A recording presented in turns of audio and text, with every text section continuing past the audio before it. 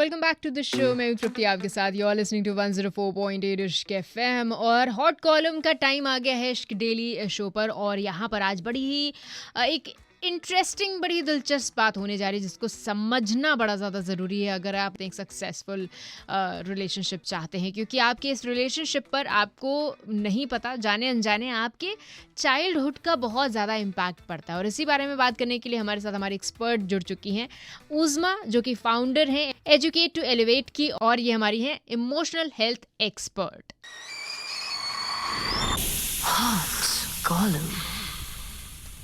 बहुत सारे ऐसे चाइल्डहुड ट्रॉमास हो सकते हैं या एक्सपीरियंसेस होते हैं जो हमारे रिलेशनशिप पर इम्पैक्ट डालते हैं। तो पहली चीज तो मैं रीजन जानना चाहूंगी, कैसे इम्पैक्ट करता है, क्यों इम्पैक्ट करता है? जैसे एक आइसबर्ग होता है, हाँ. उसका सिर्फ हमें 10% ऊपर दिखता है और बाकी सारी चीजें ओशन के नीचे है उसका बेस। सेम जो हमारे पर्सनालिटी बन के आती है एज एन एडल्ट, जो हमारा बिहेवियर होता है, हाँ. वो भी सिर्फ एक टिप होता है आइसबर्ग का।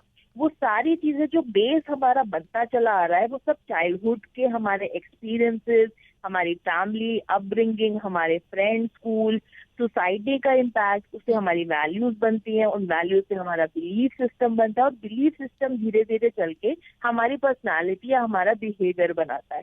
ओके, अगर किसी के घर में पेरेंट्स की लड़ाई होती है बहुत ज्यादा, तो क्या ऐसा होगा कि रिलेशनशिप में, उनकी खुद के रिलेशनशिप में लड़ाइयाँ होंगी? जी, इसमें क्या होता है कि हम किस तरीके से उस ट्रॉमा या उस एक्सपीरियंस को परसीव करते हैं, उस पर डिपेंड करता है कि हमारा बिहेवियर कैसा होगा। जैसे हमारा अटैचमेंट स्टाइल जो है एक रिलेशनशिप में, वो कैसा होगा। क्या पता वो एक एंशियस टाइप का हो जाए, जहाँ पे हम कॉन्स्टेंट नीड में हो कि हमारे पार्टनर हमें अटेंशन दे, और एक फियर अबैंडनमेंट का रहे, या वो अवॉइडेंट हो सकती है। उज़मा, इससे मुझे एक बात और समझ में आती है कि जिनके घरों में डोमेस्टिक अब्यूज, डोमेस्टिक वायलेंस होता है एंड आगे जाकर अगर रिलेशनशिप में होते हैं, तो दोनों ही पार्टीज, चाहे वो आदमी हो चाहे वो औरत, क्या उस चीज को नॉर्मलाइज कर चुके होते हैं अपने दिमाग में, और फिर हो रहा होता है तो उनके हिसाब से सही होता है? इसमें भी दोनों चीजें हो सकती कि बेसिकली या तो वो बेयर मिनिमम में एक्सपेक्टेशंस रख लेते हैं, तो मे बी अगर वो किसी रिलेशनशिप में है जहाँ पे पार्टनर बहुत बेसिक ही चीजें कर रहा हो, तो हाँ. वो उनके लिए बहुत बड़ा हो जाता है। दूसरा, कई बार इसको ट्रॉमा री इनैक्टमेंट भी कहा जाता है, जहाँ पे कई बार कई मेल्स या फीमेल्स वो सिमिलर रिलेशनशिप में ही आते हैं, वो ऐसे लोगों को अट्रैक्ट करते हैं बिकॉज वो उनके माइंड में फेमिलियरिटी सी आ जाती है कि जरूर कुछ हम ऐसा कर रहे होंगे जिससे हमको ये रियलाइज हो सके, या हमारा पार्टनर ऐसा कुछ कर रहा होगा जिसको देखकर, जिनको हम इंडिकेटर्स समझ सकते हैं कि शायद कहीं ना कहीं चाइल्डहुड ट्रॉमास जो हैं, चाइल्डहुड एक्सपीरियंस जो हैं, उनका इम्पैक्ट पड़ रहा है। क्या है वो इंडिकेटर्स, और भी कुछ टिप्स जानेंगे थोड़ी देर में। स्टे ट्यून्ड टू 104.8 इश्क एफएम, डू द इश्क baby. Hot column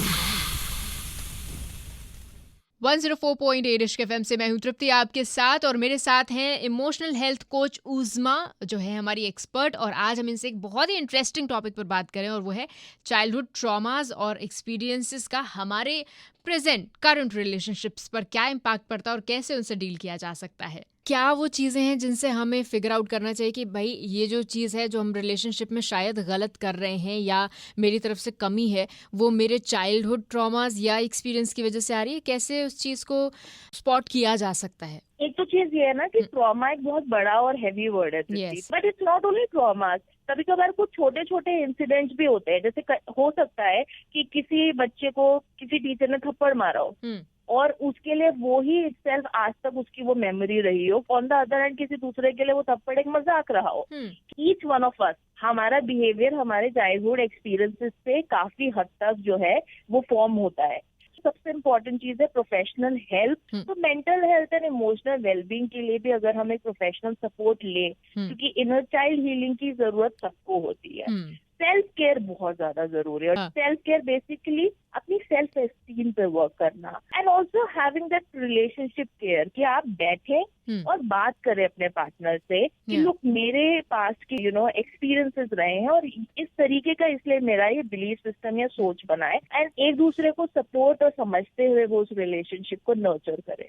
in cases जहाँ पर डोमेस्टिक वायलेंस हो रहा है या फिर बहुत ही ड्रास्टिक बहुत इम्पैक्ट पड़ा हुआ है, तो in that case would you suggest किसी एक पार्टनर को कि भाई अगर उसने बता भी दिया है कि चाइल्डहुड ट्रॉमा की वजह से मैं ऐसी हरकतें करता हूँ, तो उसकी हेल्प करके झेलना चाहिए उस चीज़ को, या फिर क्या कदम लेना चाहिए हमें उस टाइम पे? See, there's always इम्पोर्टेंट कि एक बार तो सेकंड चांस एक इंसान को देना चाहिए, अगर वो खुद ओपन है बदलाव के लिए जेन्युइनली, तो then person should take a professional help, क्योंकि सब कुछ उसी इंसान पे डिपेंड करता है तृप्ति। जो इंसान बदलना चाहता है वो बदलेगा, जो इंसान नहीं बदलना चाहता वो दुनिया भर की कोई भी हेल्प ले लेंगे तो वो चेंज नहीं कर सकते। अगर सामने वाला पर्सन खुद चेंज नहीं होना चाहता है तो आप कुछ नहीं कर सकते हैं। This is such a vast subject जिस पर मुझे लगता है कि अभी भी और बातें होनी बाकी हैं। तो फिर हम जुड़ेंगे अपनी इमोशनल हेल्थ कोच उज़मा से और उनसे इस बारे में और भी बातें करेंगे। अभी फिलहाल एंजॉय करो सॉन्ग जो आ रहा है आपके लिए ओनली ऑन 104.8 इश्क एफएम। डू द इश्क बेबी, तृप्ति के साथ हो आप।